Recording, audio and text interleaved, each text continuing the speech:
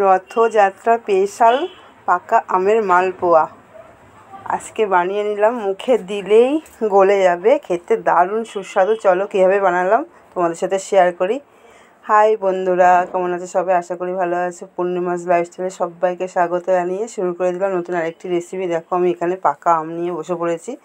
আম তো শেষের দিকে, আমাদের কাছে আম সব শেষ। এটা এই লাস্ট আম ছিল ছোট একটা গাছে, অম্রফুলি। তো আমগুলো দিয়ে পাকা আমের মালপোয়া বানাবো, তোমাদের সাথে শেয়ার করবো। পুরোটা দেখো, আশা করি ভালো লাগবে। দেখো এখানে আমগুলো আমি এরকম করে ছুরি দিয়ে কেটে কেটে নিচ্ছি। এরকম করে নিলে না আঁশটা কম হয়। এমনিতেও আমের কোনো আঁশ নেই, আর খুব মিষ্টি। এই আমগুলো না ভীষণ মিষ্টি, মানে মধুর থেকেও মিষ্টি। তো অল্পই হয়েছিল, তো সব শেষের দিকে, তাই কিছু বানাতে ইচ্ছা করলো।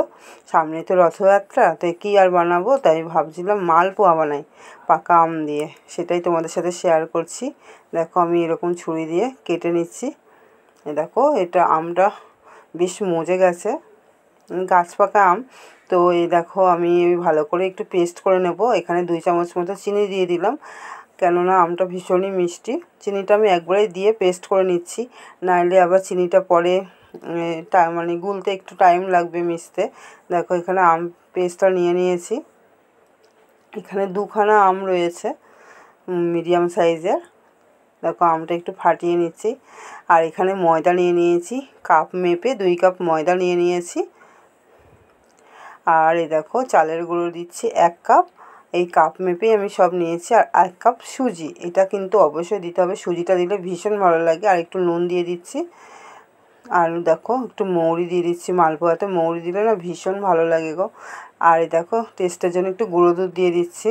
এটা দিলেও হয়, না দিলেও হয়, তো একটু টেস্টটা বাড়বে বলে আমি দিলাম। তো এই ব্যাটারটা একটু ভালো করে হালকা হালকা করে জল দিয়ে মাখতে হবে।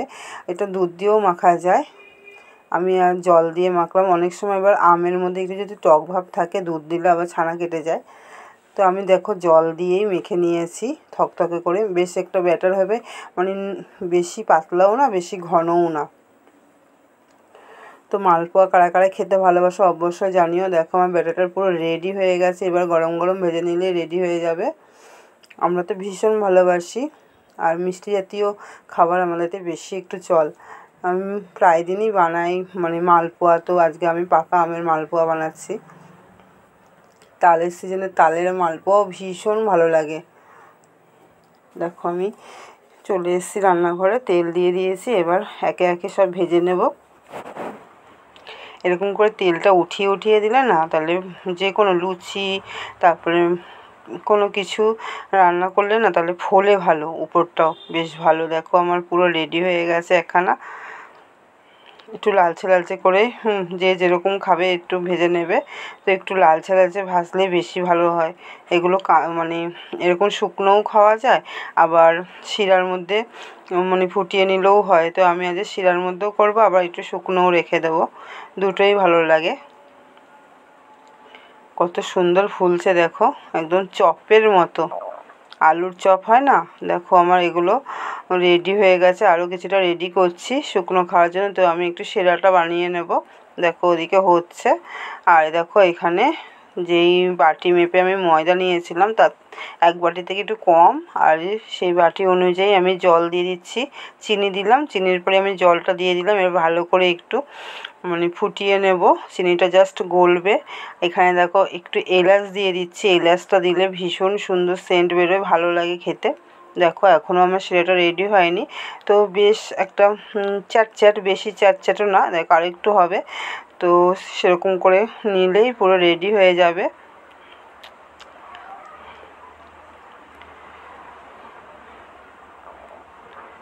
দেখো আমার সমস্ত মালপোয়াগুলো ভাজা হয়ে গেছে। কিছুটা রেখে দেবো শুকনো, আর কিছুটা শিরায় দিয়ে দেবো। তো আমার ছেলে পাকা আম খেতে চায় না, আম খেতেই চায় না, তো কিছু বানিয়ে দিলে আবার খেয়ে নেয়। তো আমের কেক টেক আমার এই বছর কিছু বানানো হয়নি, কেন শরীর খারাপ ছিল সবারই। তো আমি খুবই ব্যস্ত ছিলাম এই বছরটা, আর সেরকম আমও শেষ হয়ে গেছে। দেখো শিরায় আমি একটুখানি দিয়ে, তো এপিট ওপিট করে নিয়েছি। বেশিক্ষণ রাখলে হবে না, কারণ আবার ভীষণ নরম হয়ে যাবে, উপরটা বেশ একটু খাস্তা খাস্তা ভাব থাকবে। দেখো পুরো সব রেডি হয়ে গেছে আমার।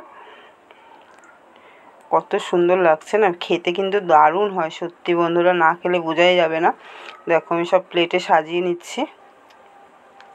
সামনেই তো রথ, তো রথে তো মালপোয়া মানে খাবে সব। মালপোয়া একটা, জিলেপি, মালপোয়া, বাদাম, এগুলো তো রথে, আর পাঁপড়, এগুলো তো সবাই খায় কম বেশি।